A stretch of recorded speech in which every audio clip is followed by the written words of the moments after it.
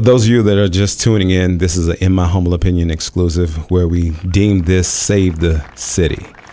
We have on here a host of people that are looking to save the city. That's right. In My Humble Opinion, Chief Brackney, Shadee Gilliam, Charlottesville Tomorrow. We're all sitting here just having conversation. For those of you that just tuned in, I asked the chief, what does defund the police look like to a police officer, or when they hear that? So thank you. So what I've said right from the beginning is sometimes we get caught up in words and rhetoric and really not the meaning behind what people are asking for, right? So when I hear defund the police, I actually kind of just push the labeling aside to ask people, what is it that they're really asking for? And oftentimes what you're finding out is that communities want a different response than one that may necessarily have policing in it. And then they also, if the police are involved, whatever that structural system is, they want to know that they're going to be treated fairly and justly and equitably with respect when they are in that moment, when you have to dial 911 to leverage police resources, right? That is a hard enough thing to do anything on any day, to pick up a phone and say, I need some help for whatever that issue is I'm experiencing, whether it's violence or trauma or some other way. So what I normally think about in terms of defunding, this is an entire movement that I think is sustainable. For the first time, I think it is sustainable. And the reason I think it's sustainable is because of how quickly across the nation people have acted to change legislature, to the laws are changing, banning chokeholds. All the things are now codified in laws, and undoing that would be extremely difficult. What I think there should be and is a need or a call for is what systems can we put in place to meet the overall needs of the city of Charlottesville around violence, around emotional wellness, around poverty, education, etc. And how do we all work together to ensure the success of this city? And that's why I think it's important to have individuals like Shadee in this and their perspective and how we all can come together and contribute. That's right. Shadee,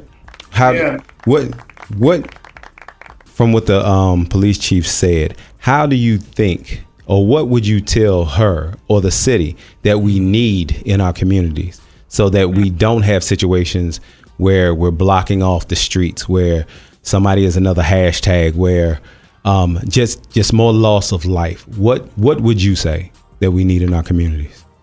So one, I appreciate y'all having me, man. It's crazy because I want to give a little context to just who I am and where I am right now in life.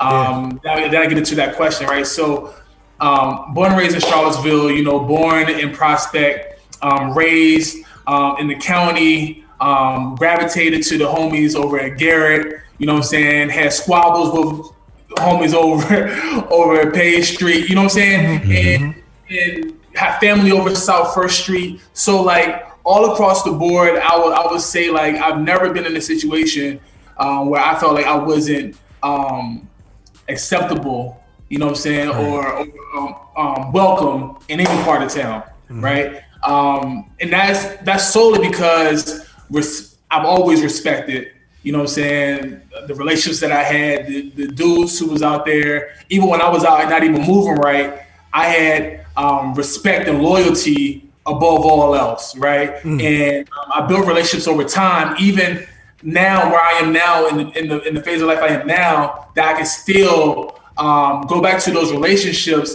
and have meaningful, impactful relationships with dudes who are either trying to transition out of certain lifestyles or they're still in that lifestyle, and we're learning how to coexist in our separate spaces, right? So I say one, for my 9 to 5, I work for the city of Charlottesville and I provide services to the reentry community, right? Anybody who's ever had a history of incarceration, I work with the Home and Hope program, and we serve individuals who have issues of incarceration and looking to advocate for fairness and housing, and employment. We just were allocating funds to the city through the COVID relief to provide housing to individuals who were, whether they were reentry, homeless, or actually have a place and they just need assistance because times are tough. You know what I'm saying? So my heart is for my people, man. My heart is for the city.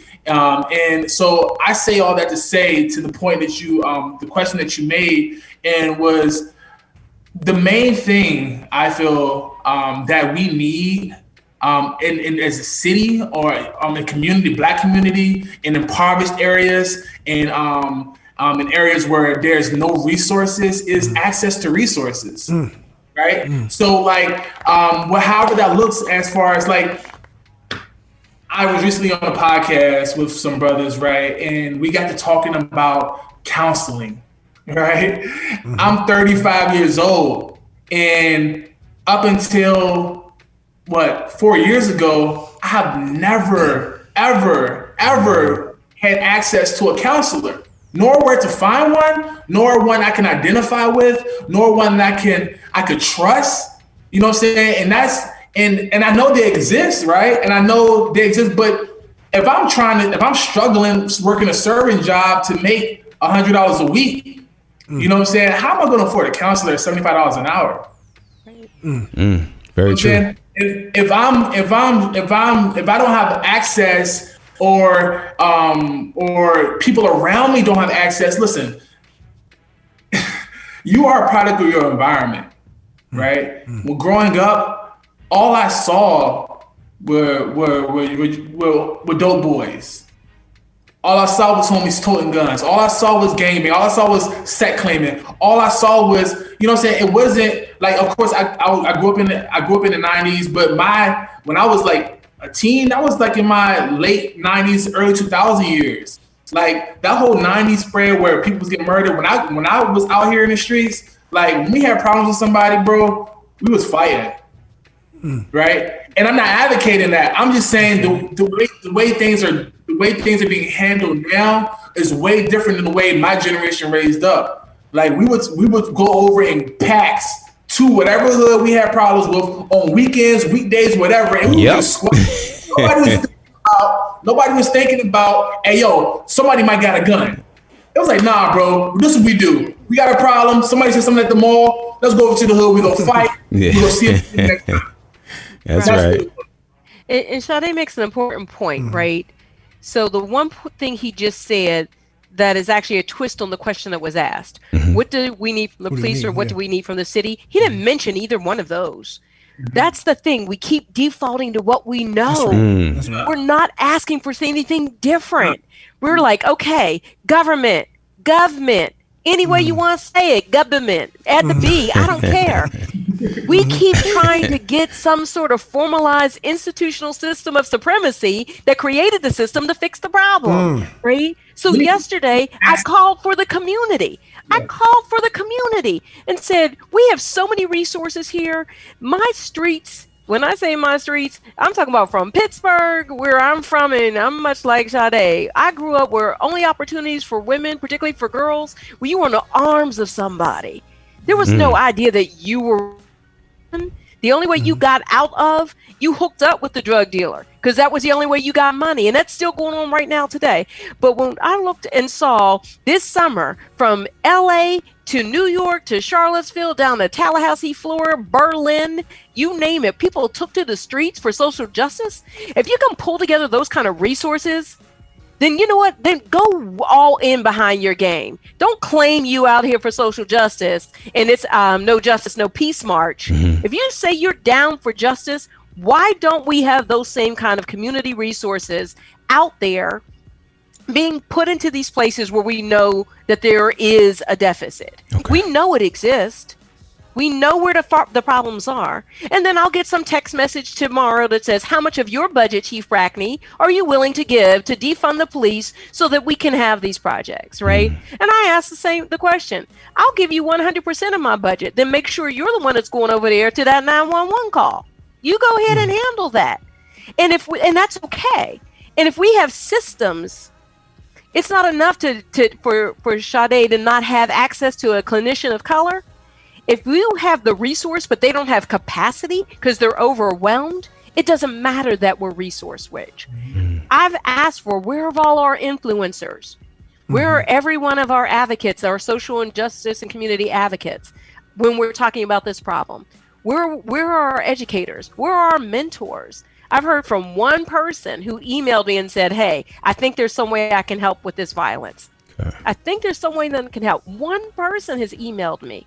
I don't have to be the person who coordinates the resources. I don't have to be that person. Right. Get somebody you trust and know and let them work with me. Heck, call Razor or Charles. Yeah, call me. Tell them, hey, I got something, and let them get it to us. Mm-hmm. But the key is going to have to be to change this. It's going to have to come from the community, and they need to drive that home. And the other thing, this is not outside community folks that are causing the kind of havoc in this community. We want to hang our head on that the headlines were that there were 3 brothers from Georgia that were arrested. Right. They didn't just happen to find their way to the local Chick-fil-A here in Charlottesville and think that might be the place to hang out. Yeah. They have connections here. They have family here. They have roots here. And we need to start owning that so that we can then deal with the issue. Okay, that's a perfect segue for us to take a quick break. For those of you that are just now tuning in, this is an In My Humble Opinion exclusive where we're calling it Save the City.